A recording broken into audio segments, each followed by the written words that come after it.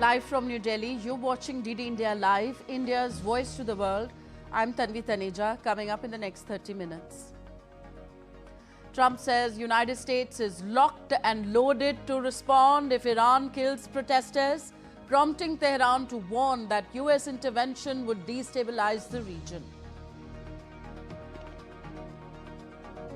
India's first bullet train to be launched on August 15, 2027 between Mumbai and Ahmedabad, announces Railways Minister Ashwini Vaishnav.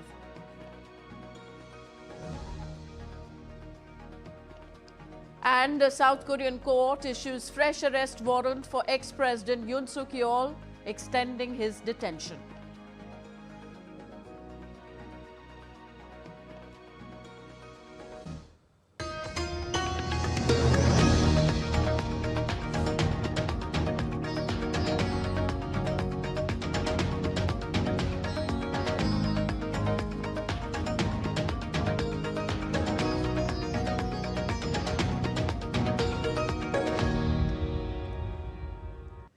Up first, news from West Asia. In Iran, clashes between protesters and security forces across several cities have left 6 people dead as these protests have come over worsening economic conditions spread nationwide.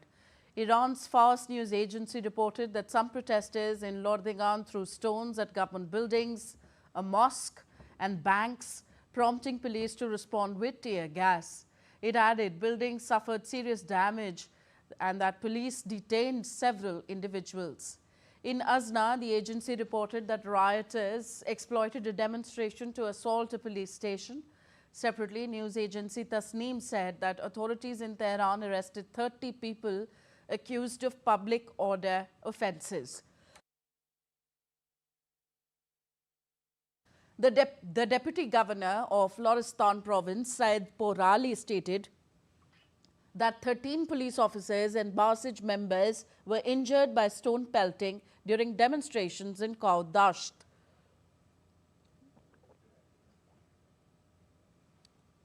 The protests began in Tehran on Sunday, where shopkeepers went on strike over high prices and economic stagnation, and have since spread to other parts of the country.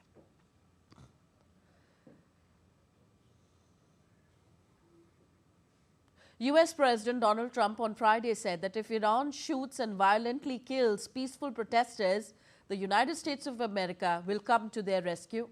Posting on Truth Social, Donald Trump said, and I quote him, "We are locked and loaded and ready to go." Further, Iran warned against any US intervention in the country, vowing a response after President Trump said that he would come to the aid of protesters in the Islamic Republic.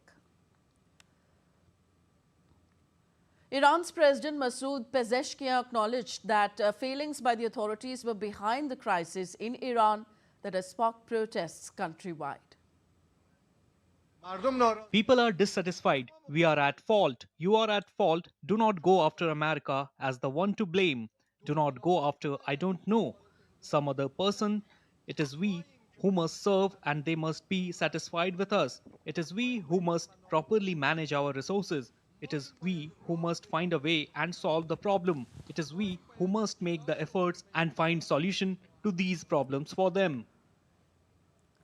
Saudi airstrikes hit a UAE-backed separatist military camp in Yemen's Hadramaut province on Friday, causing deaths and injuries. 7 airstrikes hit the camp in Al-Qasa, said Mohammed Abdul Malik, head of the Southern Transitional Council in Wadi Hadramaut and Hadramaut Desert, adding that a ground attack was repelled.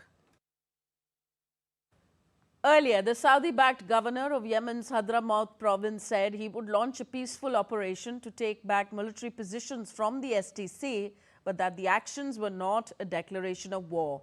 The move marks the latest escalation in war-torn Yemen, where a rift between the Gulf powers Saudi Arabia and the United Arab Emirates has been playing out since December. Saudi Arabia urged the UAE-backed group to pull back its forces after seizing key areas in government offices. Aden Airport was also closed, disrupting flights despite limited arrivals earlier in the day. The move highlights growing tensions in a country already divided. by years of civil war.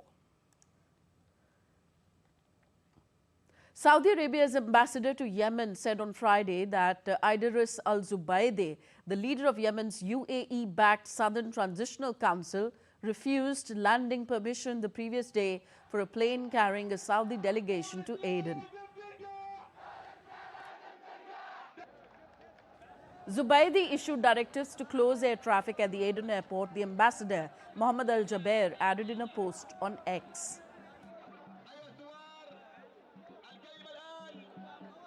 Flights were halted on Thursday at Yemen's Aden International Airport, the main international gateway for regions of the country outside Houthi control.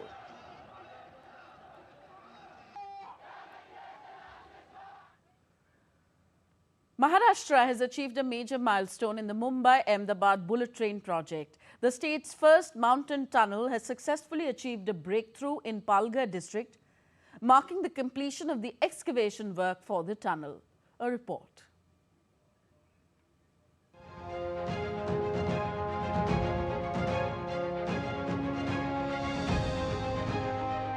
The Mumbai-Ahmedabad bullet train project achieved a historic breakthrough in Palghar district of Maharashtra, marking a significant step forward in India's first high-speed rail corridor. Maharashtra's first mountain tunnel has successfully achieved its breakthrough in the rugged Sahyadri mountain range. The tunnel is nearly 1.48 kilometers long and is located between the under construction Virar and Boisar bullet train stations. The tunnel has an overhead mountain cover of about 170 meters, making it one of the most challenging sections of the project. Excavation work was carried out simultaneously from both ends of the tunnel to speed up construction. After around 18 months of continuous work, engineers achieved the breakthrough, completing a crucial phase of tunneling. Right now, I'm at the Palghar district, and you can see just behind me one of the important tunnel breakthrough. This is Maharashtra's first mountain tunnel, which has successfully achieved breakthrough for the bullet train project in Maharashtra, and one of the longest mountain tunnel for the Mumbai-Ahmedabad bullet train project here. The tunnel has been constructed using the new Austrian tunneling method. It's an advanced technique that allows real-time monitoring of geological conditions. The Mumbai-Ahmedabad bullet train corridor includes 8 mountain tunnels. Out of these, 7 are located in Palghar district of Maharashtra, while 1 is in Gujarat's Valsad district. Construction work on the remaining tunnels is currently underway. Project authorities have stated that all safety norms are being strictly followed during the operations. The successful breakthrough in Palghar is expected to accelerate work on other sections of the bullet train project. India's Railway Minister Ashnavi Vaishnav believes that the bullet train project has introduced a new way of working, setting higher benchmarks for quality and technology in India's infrastructure sector. Bharat में ये technology proper जब अपने यहाँ absorb हो गई, complete इसका mould, इसको किस तरह से मशीनें, जो ये ऊपर ये आप देख रहे हो मशीन, ये मशीनें, इसको लिफ्ट करने वाली मशीनें, इसको मूव करने वाली मशीनें, ये सारी की सारी मशीनें भारत में डिज़ाइन हुई और भारत में ही बनी। टेक्नोलॉजी शुरू में समझने के लिए हमें बाहर जाना पड़ा, लेकिन उसके तुरंत बाद में सभी मशीनें, सभी डिज़ाइन भारत में हुई। और अब जापान की जो टीम है, उनका कहना है कि अगली बार जापान में जो प्रोजेक्ट करेंगे, वो ये टेक्नोलॉजी अब जापान भी लेके जाएंगे। He also added that the project reflects India's growing technological self-reliance, with complex machines and designs now being developed indigenously.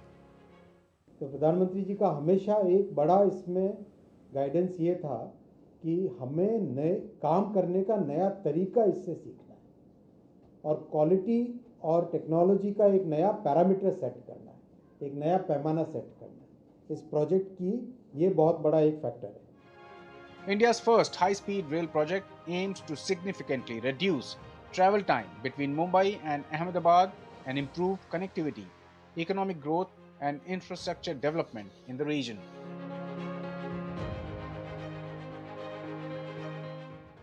Going forward, we may see that the bullet train will soon see the day of light and will complete its project. The Mumbai Ahmedabad people will definitely get a chance to ride the bullet train in a very short span time in near future. Shri Shila 40 Day India, Mumbai. In a major step towards cleaner aviation, Hindustan Petroleum Corporation Limited has inaugurated a demonstration plant for producing sustainable aviation fuel from used cooking oil at its Visakh refinery. The initiative supports India's SAF blending targets of 1% by 2027,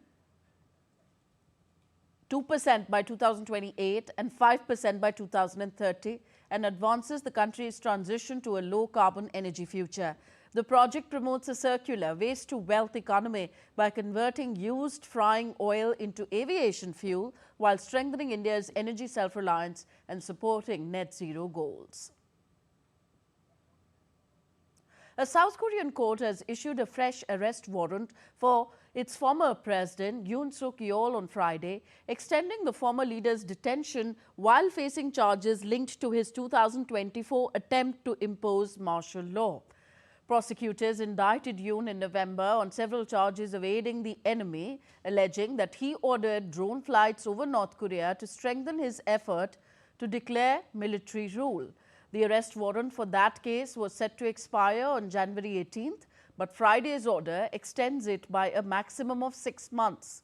Yoon has been in custody for months while several criminal trials take place. He briefly suspended civilian rule in South Korea on December 3, 2024, prompting massive protests and a showdown in parliament. He was officially removed from office in April last year. The Ukrainian army said on Friday that it only hit military targets a day after Russia accused Kiev of firing drones at a hotel and cafe in Ukraine's occupied south, killing 27. Russian authorities in the region said those killed were revelers celebrating the New Year and that 2 of the dead were children, describing the incident as a terrorist act. The hotel where Moscow says the strike took place lies in Korle, a Black Sea resort town that the Russian army has occupied since early 2022. Ukrainian President Volodymyr Zelensky said in a New Year's Eve address late Wednesday that a US brokered peace deal was 90% ready, though the most important issue of territory remains unresolved. You're watching DD India Live, still to come on the show. Prime Minister Modi to inaugurate an exhibition of Piprava Buddha relics on 3rd of January. India's economic growth in the coming years will be tech-driven primarily, says Union Minister Jitendra Singh. And Venus Williams receives wildcard for Australian Open, becomes the oldest woman to feature in the main draw at the age of 45.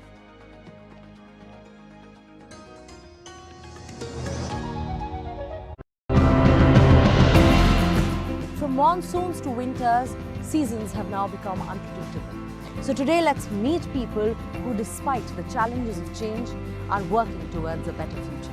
I started working in waste management and focused on reducing polythene use to protect the environment.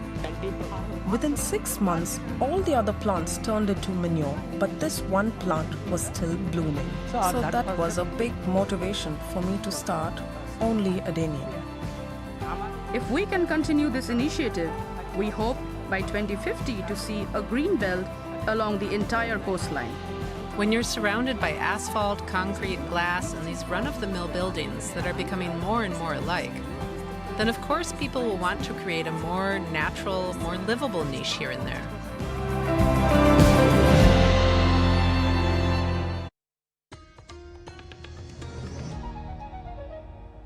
Welcome back. You're watching DD India Live. I'm Tanvi Taneja. Prime Minister Narendra Modi will inaugurate a landmark cultural exposition titled The Light and the Lotus, Relics of the Awakened One at the Rai Pithoda Cultural Complex in New Delhi on January 3rd.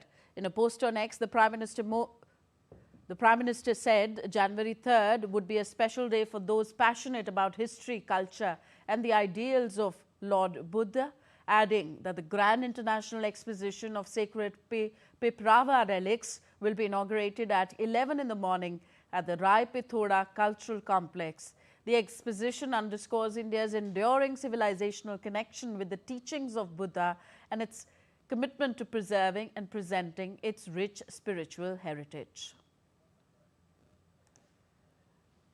Prime Minister Modi on Friday lauded the Ahmedabad Flower Show for blending creativity, sustainability and community participation while vividly reflecting the city's vibrant spirit and deep-rooted love for nature.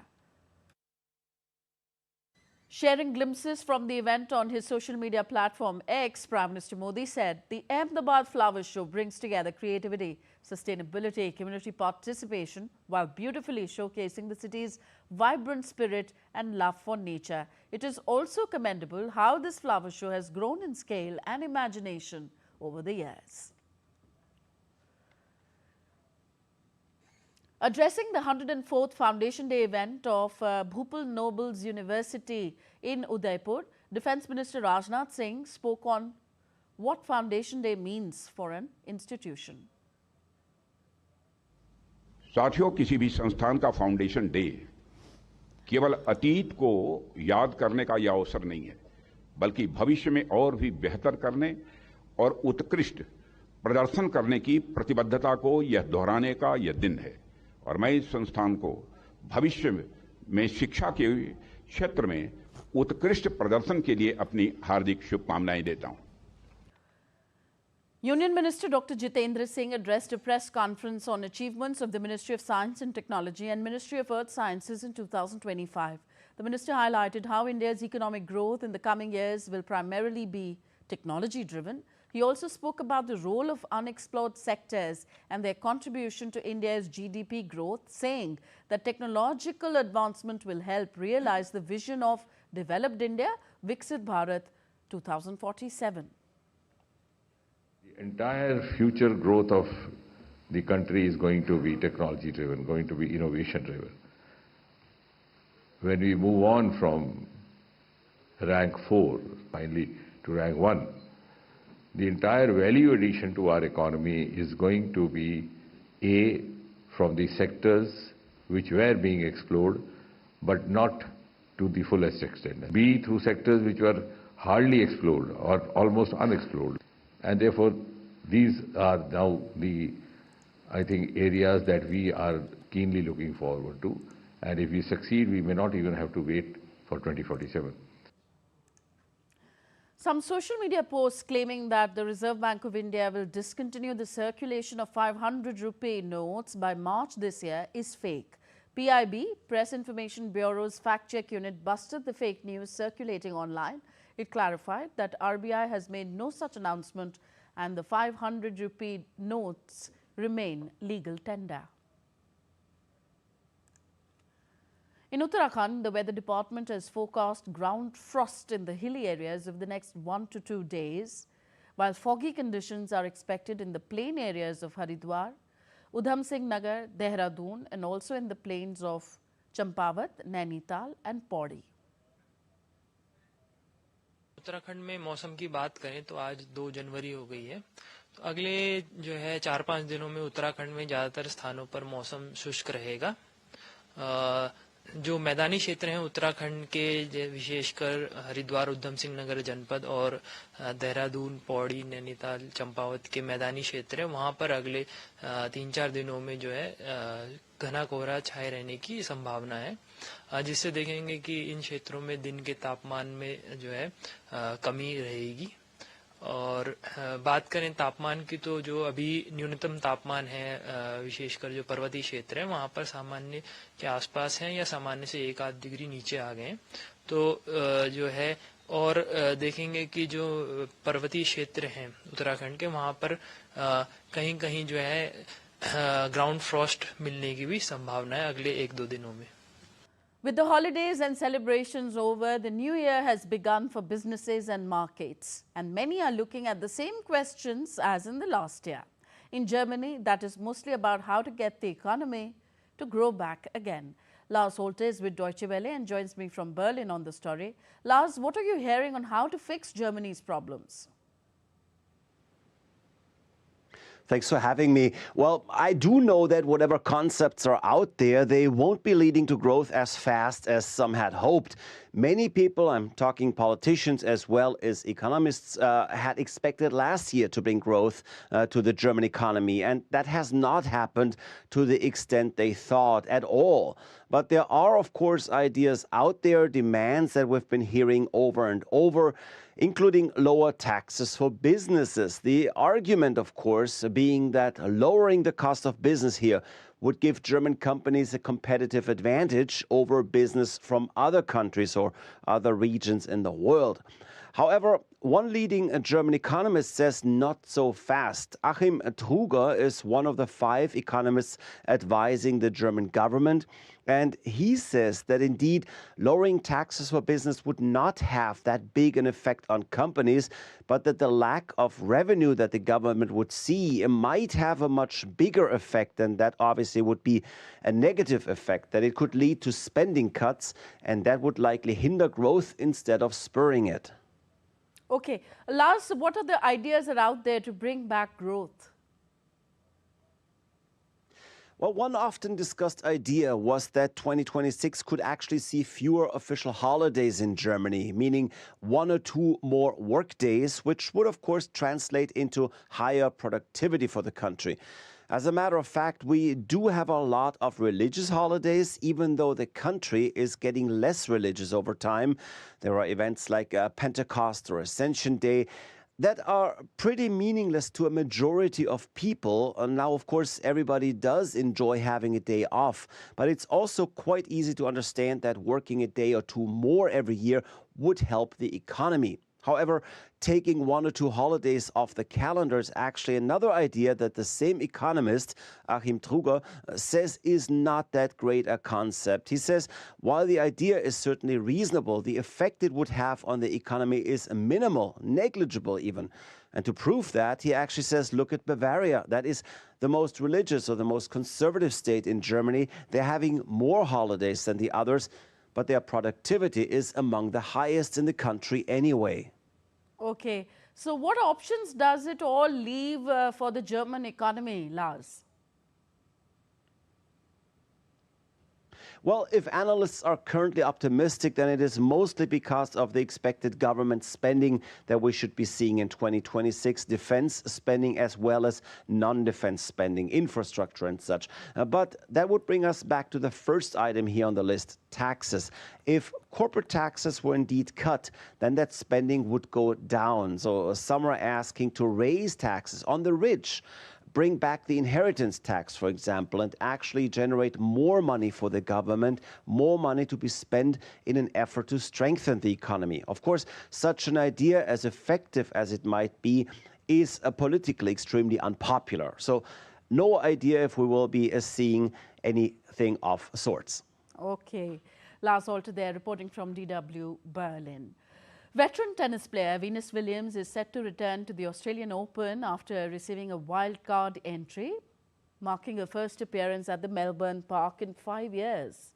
The 7-time Grand Slam winner last played at the tournament in 2021, where she was eliminated in the 2nd round. Despite 21 previous campaigns, Williams has never lifted the trophy, finishing runners-up twice, losing to sister Serena in the finals in 2003 and 2017. 45-year-old Williams will become the oldest woman to feature in the Australian Open main draw, surpassing Japan's Kimiko Date. She has also accepted a wildcard for the Hobart International, a warm-up event starting January 12th. So that's all for this edition of DD India Live. Do let us know your thoughts on the news of the day. Connect with us on our different social media handles at DD India Live. And for those on the go, you can also download our DD India mobile app for quick news and updates from India and the world. We'll be back with more news as it breaks here on DD India. I'm Tanvi Taneja from all of us here in New Delhi. Thank you for watching. Namaskar.